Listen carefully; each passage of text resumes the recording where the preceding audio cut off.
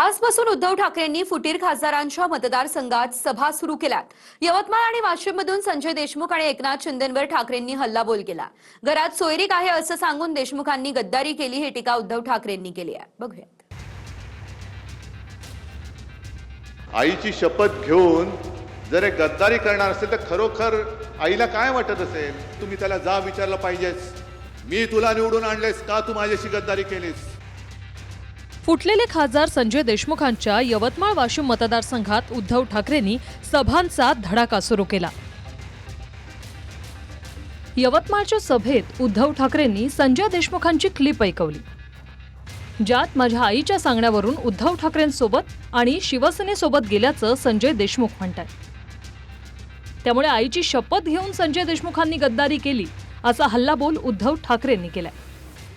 आईला काय वाटत असेल? आणि चूक आपल्या सगळ्यांची झाली, विशेषतः माझी झाली। आईची शपथ घेतल्यानंतर ह्यांनी पूर्वी एकदा आपल्याशी गद्दारी केली होतीच, तरी परत आले। तो जो व्हिडिओ दाखवला त्यांनी, तो व्हिडिओ खराच व्हिडिओ आहे, तो काही खोटा व्हिडिओ नाही आहे किंवा मी ते चुकीचं समर्थन करत नाही। त्यांनी त्यावेळेस मी त्यांना सांगितलं होतं, एका पत्रकाराने मला प्रश्न विचारला होता की तुम्ही या पक्षामध्ये चालले तर तुम्हाला कोणाचा पाठिंबा आहे? तर त्यावेळेस मी सांगितलं होतं की माझ्या आईने सांगितलं की जा आता हे संकट आहे, कारण हिंदू हृदय सम्राट वंदनीय बाळासाहेब ठाकरेंनी सांगितलं होतं, तर त्याच्यामुळे मी त्या ठिकाणी ते बोललो। बाकी त्याच्यात काही असं म्हणजे मी काही शपथ घेतली का काही हे घेतली का ते घेतली असं नाही, ते चुकीचा अर्थ कोणी काही लावत असेल त्याला काही अर्थ नाही। ठाकरेंना सोडणार नाही अशी शपथ घेतली नव्हती असं संजय देशमुखांचं म्हणणं आहे। तर उद्धव ठाकरेंनी शिवसैनिकांना गद्दारी का केली यावरून जाब विचारण्याचे आदेश दिले।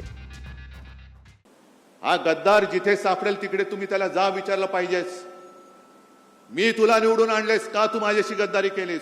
मी माझ्या रक्ताचं पाणी केले, मी माझं रक्त आटवलेलं आहे।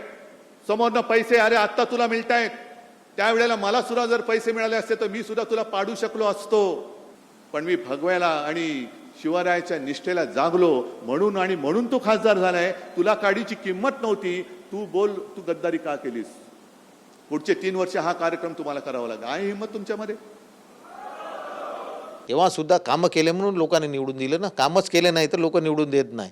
पण कामाच्या पाठीमागं जनता आहे, विकासाच्या पाठीमागं जनता आहे। कोणी व्यक्ती येऊ त्याचं काम करण्याचा प्रामाणिक प्रयत्न केला, त्याच्यामुळेच मी लोकसभेत खासदार झालो। त्यांनी सभा घेतल्या हे मान्य आहे, ते 4 सभा घेण्यासाठी आले हे सुद्धा मान्य आहे। ते मोठे नेते आहे, माननीय पक्षप्रमुख उद्धव साहेबाबद्दल मी काही बोलणार नाही। शिंदेने फोडलेल्या 6 खासदारांमध्ये संजय देशमुखांचाही समावेश आहे आणि आपण विकासासाठी हा निर्णय घेतल्याचं त्यांचं म्हणणं आहे। पण फुटण्याआधी मातोश्रीवर बोलवलेल्या बैठकीचा किस्साही उद्धव ठाकरेंनी जाहीर सभेत सांगितला। आईच्या नावाने खोटं बोलताय। मी जेव्हा मातोश्रीवरती बैठक बोलवली होती तेव्हा मला आदल्या दिवशी फोन केला, नाही मुलीची सोयरीक जुळते, पाहुणे पाहायला येणार आहेत, तर मी काय करू? म्हटलं काय करणार, थांबा आता, पण व्हिडिओवरनं जॉईन व्हा।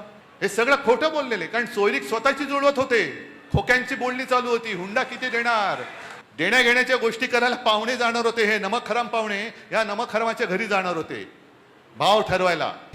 उपमुख्यमंत्री एकनाथ शिंदेंनी ठाकरेंच्या या दौऱ्याला वराती मागून घोडे म्हटलं आणि आपणच ठाकरेंना कामाला लावल्याचा टोलाही शिंदेंनी लगावला। आता मात्र गद्दारीला थारा द्यायचा नाही, नमक हरामीला थारा द्यायचा नाही म्हणजे नाही। कारण मी नमक हराम हा शब्द एवढ्यासाठी वापरतोय, मी मुद्दाहून बघितलं की नमक हरामी शिवी आहे का? नाहीये। कारण ज्याचं जो उपकार करता असतो त्याचे उपकार विसरून त्याच्याशी जो दगाबाजी करतो तो नमक हराम, तो हरामखोर। आणि तसे सगळे नमक हराम, मेंढ्यापासून सगळे नमक हराम आहेत, हरामखोर आहेत। आता जाहीर सभा घ्यायला त्यांना मीच लावलेले आहेत, बरोबर ना? आता मी कामाला सगळ्यांना लावलेलं आहे, आणि खरं म्हणजे हे एक म्हण आहे, वराती मागून घोडे। हे सगळे गेल्यावर आता हे पोस्ट आहे, त्याचा काय उपयोग आहे? आणि जो बोन से गए वो हौद से नहीं आती है।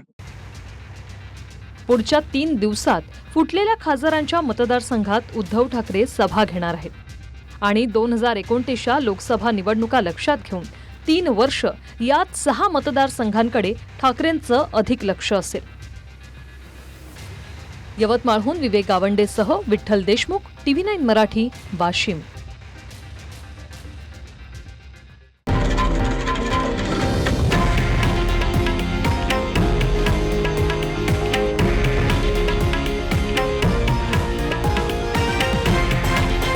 हे आहे देशातील नंबर 1 न्यूज नेटवर्क आणि आपण पाहत आहात TV9 मराठी, एकमेव.